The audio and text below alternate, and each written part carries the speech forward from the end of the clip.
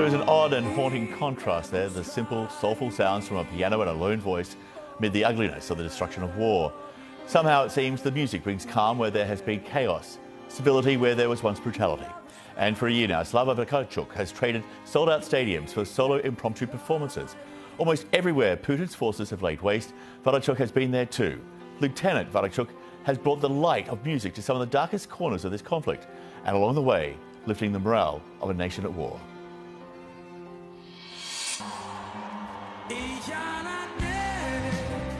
This was life in Ukraine before the war. It's a warm June summer's night, and one of the country's most popular singers, Sviatoslav Vakarchuk, is performing to a full house. Tens of thousands crammed into Kyiv's Olympic Stadium, barely enough room to swing their arms in the air. But then came the Russians.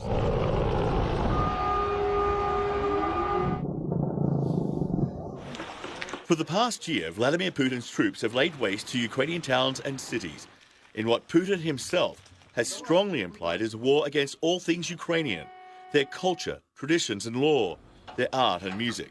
And that's when Sviatoslav Vakarchuk drew a line in the sand, promising himself he would never be silenced, and neither would Ukrainian music.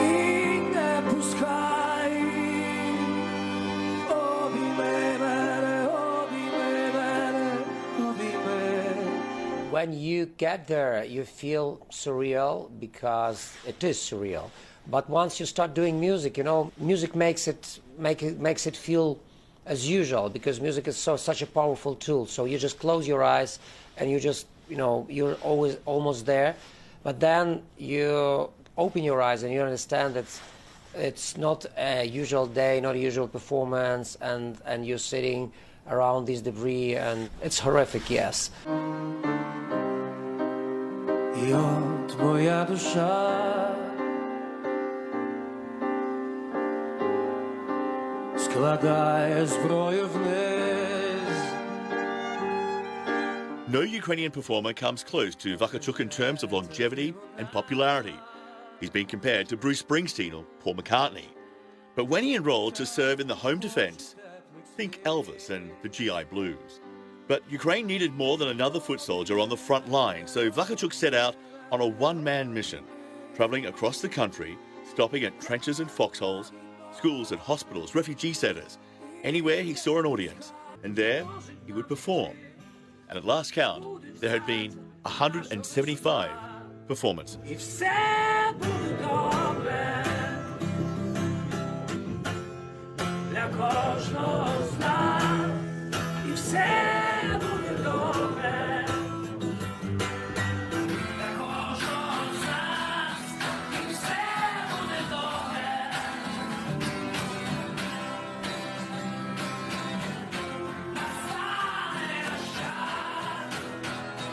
I went to see the troops. I got to understand that these people need something more than just, you know, ammunition.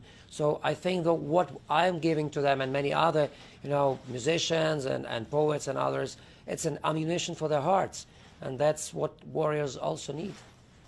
It seems what you're giving them also is a reminder, you know, of all the things that are worth living for, but also what it means to be Ukrainian as well, because these are Ukrainian songs. This is in their language, and you know this is important. This is why in a fight for survival, you need to know about these things. You need to be reminded.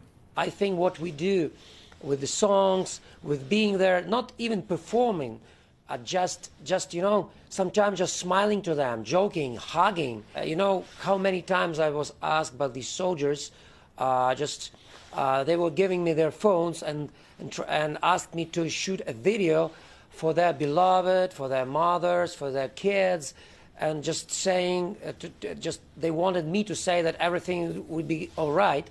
And I was saying that because I really convinced that everything's going to be all right sooner or later.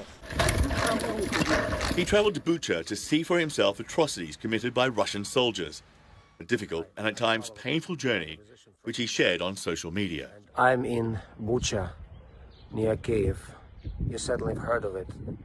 And on the back of me, behind me, you can see destroyed buildings. They were destroyed by Russian tanks, Russian missiles, airstrikes, and soldiers. This was a story that was well documented, it was well covered by the press. So why did you go there? What need did you have to fill to go there and to see it and to report on it, if you like, for your followers on social media? So it was important for me to see it with my own eyes. But then I also understand that because I have a voice that may be heard by many other people, so I need to tell this story, and I become a sort of a storyteller and a sort of a journalist or reporter as the same way as you become a soldier. So you just need to spread a word around the world about what's going on. So I felt obliged, and I did it not only in Bucha but in many other places. The reality of war seemed to strike with a gut punch in Kharkiv, a soccer stadium where he performed regularly with his band, hit by airstrikes. And you can see what's happening there now. Right in the middle is the big hole, probably 3 or 4 meters depth, also a hole from air bomb.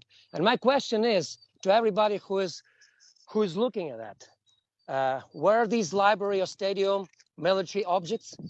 Did they impose any threat to so-called military operation of Russians? I think certainly no. He performed for those defending the defunct nuclear power plant at Chernobyl, and he was regularly on CNN to call out Russian atrocities as he found them. Here he is in Kharkiv. I don't need to tell anything about this background, right? On the back of me is the building of one of the buildings of Kharkiv State University, one of the oldest in Eastern Europe. So I don't know if it was a military object, but it was, I'm sure not, but it was brutally ruined by Russian bomb. Lieutenant Vakarchuk, who at 45 made it through boot camp and basic training, this is no grand gesture. His service to country, he says, is no more than that of most Ukrainians. Sometimes the word duty, which in English is also only 4 letters, it's so simple, but it's so profound. And this is what duty is about. It's not just, some philosophical word or some just a word of honor. It's a very practical thing, duty, because if you don't do it, then others won't do it. That's how the nation resists and win the war.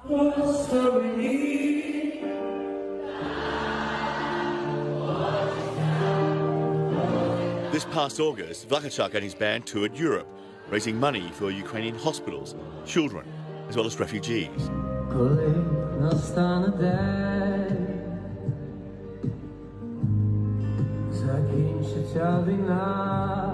They went on to share a stage with Coldplay, and yes, the world was listening.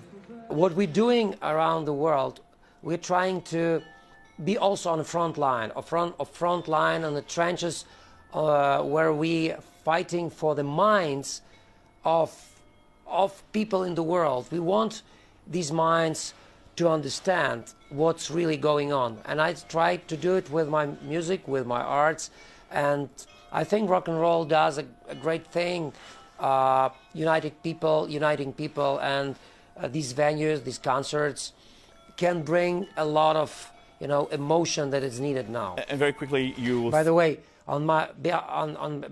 behind me, I hear the anthem of Ukraine playing now. It's just very symbolic. Yeah, good timing. Slava, thank you so much for speaking with us. I wish you all the very, very best for what you do. Thank you. Please stay safe. Thank you. Thank you very much. And please don't stop talking about Ukraine and spreading word about Ukraine. And we are all together. Thanks a lot. You got it. Thank you. Slava Ukraini. And please watch our half-hour music that makes a difference special Saturday at 9:30 a.m. in Kyiv. That's 7:30 p.m. in Sydney.